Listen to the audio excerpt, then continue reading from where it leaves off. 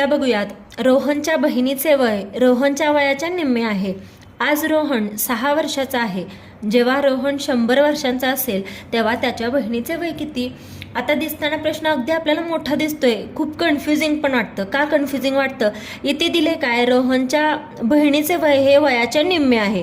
आणि इथं जेव्हा दिलंय की रोहन 100 वर्षाचा असेल तेव्हा बहिणीचं वय किती, आपण पटकन घाईमध्ये फक्त एवढं निम्मच लक्षात ठेवतो आणि 100 वरून डायरेक्ट निम्म किती, 100च्या 50 म्हणून आन्सर लिहून येतो 50. पण हे चुकीचं आहे. म्हणून नेहमी प्रश्न व्यवस्थित वाचायचा आणि अगदी विचार करून उत्तर द्यायचं, पटकन नाही द्यायचं. तर आता विचारले काय बघा, रोहनचं वय हे बहिणीच्या निम्म आहे, हे तर आपल्याला समजलं. पण आता आपण पहिला दिलेलं लिहून घेऊयात. रोहनच्या बहिणीचे वय रोहनच्या वयाचा निम्मे आहे आणि रोहन आज 6 वर्षाचा आहे. तर त्याच्या बहिणीचं वय किती असणार आज, हे आपण आजची कंडिशन घेतोय. ठीक आहे, आज रोहनचं वय